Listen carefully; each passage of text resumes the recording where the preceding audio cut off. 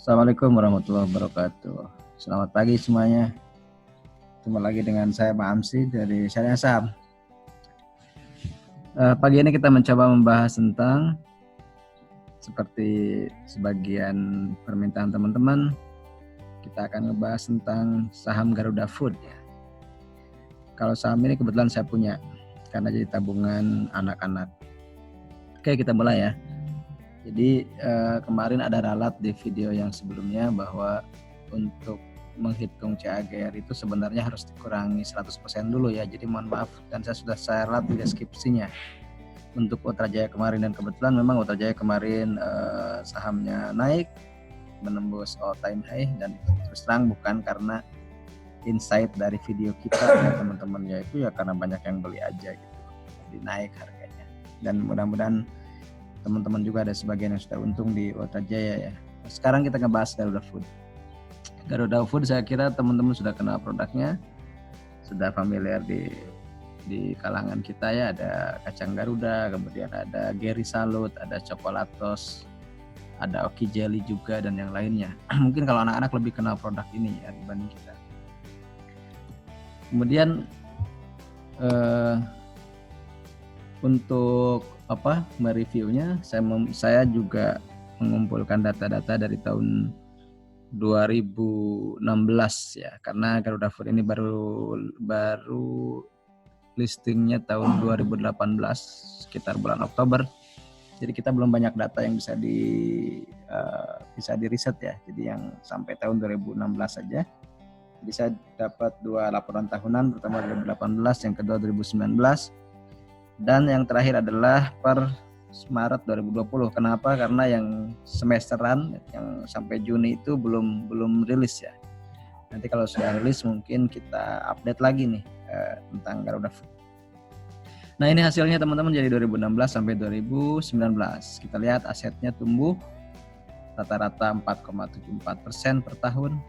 Nah, kalau ini CAGR-nya sudah saya benerin ya rumusnya. Kemudian utangnya 1,4% per tahun, kemudian ekuitasnya tumbuh 8,8%. Penjualannya memang sangat ya kurang bagus ya, cuma 2,5 ternyata. Tapi laba bersihnya lumayan, bisa tumbuh sekitar 11%. Kemudian untuk EPS atau laba bersih, kemudian nilai buku bisa dilihat di tabel di bawah. Kita langsung ke rasio harganya. Untuk price to earning dan price to book value juga rata-rata ada di 27 ya. Ada di 27,23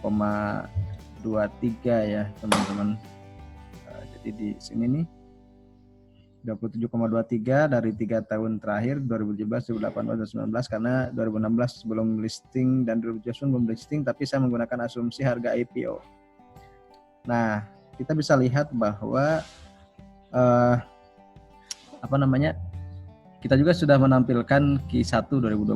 Di situ sudah ada data juga, asetnya 5,5 triliun, utangnya 2,6 triliun, ekuitasnya 2,8 triliun, penjualannya 2,2 triliun, dan laba bersihnya 140 miliar.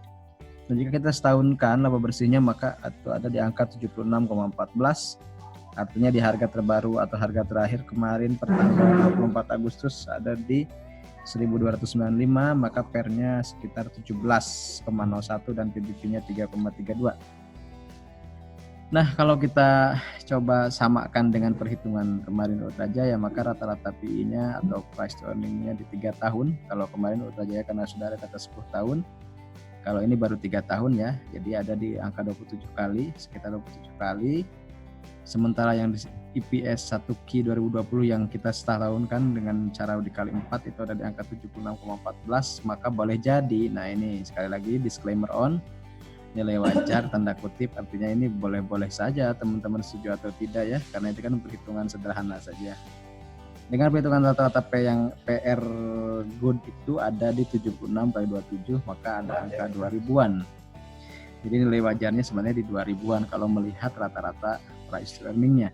Sekali lagi ini adalah angka taksiran saja, bukan berarti saklek harus dicapai dalam waktu dekat atau gimana ya teman-teman. Jadi setidaknya, dan kalau tidak salah di minggu ini juga Garuda Food akan melakukan rapat RUPS luar biasa atau RUPS tahun saya lupa, juga ada public expose ya kalau nggak salah. Kemudian, nah ini juga harus dicermati oleh teman-teman. Kenapa? Karena ini ada dampak pandemi COVID-19 per Agustus 2020. Nah kita bisa lihat di sini ada misalnya setiap emiten ditanya oleh bursa apakah kelangsungan usahanya bagaimana, ternyata terganggu ya. Kemudian juga berdampaknya bagaimana saja, teman-teman bisa baca di sini. Ada pembatasan operasional, kemudian jangka waktunya pembatasan ini lebih dari 3 bulan. Kemudian mana yang terkena, ternyata yang terkena adalah yang ada di Jakarta. Kemudian juga sebab besar kontribusi pendapatan yang terhenti kurang dari 25%, artinya tidak ya di bawah 1/4-nya lah gitu ya.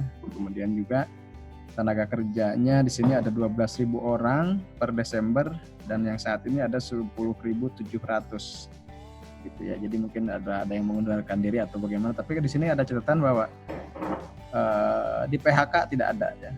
Tidak ada yang PHK. Kemudian juga paling adanya pemotongan gaji atau apa. Tidak ada juga di sini, tidak ada. Nah, kemudian perseroan atau emiten meramalkan bahwa akan ada penurunan total pendapatan kurang dari 25%, laba bersih pun kurang dari 25%, artinya tidak terlalu drastis lah turunnya gitu ya. Dan ini juga berdasarkan laporan yang 1 semester yang belum dirilis oleh mereka. Kemudian juga ketika ditanya tentang bagaimana pemenuhan hutangnya tidak berdampak, permasalahan hukum tidak ada ya. Jadi secara kualitatif untuk masalah hukum juga tidak ada masalah. Dan ini strateginya, yang pertama menjamin keselamatan dan kesehatan karyawan, yang kedua meningkatkan penjualan melalui segmen atau channel yang baru, kemudian melakukan prioritas aktivitas, memberikan dampak langsung terhadap pencapaian target perusahaan, kemudian melakukan upaya penghematan efisiensi juga, dan terakhir adalah menunda proyek investasi baru tanpa mengurangi kemampuan perusahaan dalam melayani konsumen. Itu yang bisa kita sampaikan dari Garuda Food. Sekali lagi ini disclaimer on, bukan rekomendasi beli atau jual, ini hanya sekedar insight atau obrolan ringan saja tentang saham Garuda Food yang teman-teman boleh pelajari lebih lanjut di laporan tahunannya, laporan keuangan interimnya, dan juga di public expose atau berita-berita yang ada di media, teman-teman. Selalu rujuk kembali referensinya, jangan hanya mendengar dari seseorang untuk menentukan keputusan beli atau jual Anda, karena keputusan ada dalam genggaman tangan Anda, bukan di genggaman orang lain. Demikian, terima kasih, semoga bermanfaat. Assalamualaikum warahmatullahi wabarakatuh.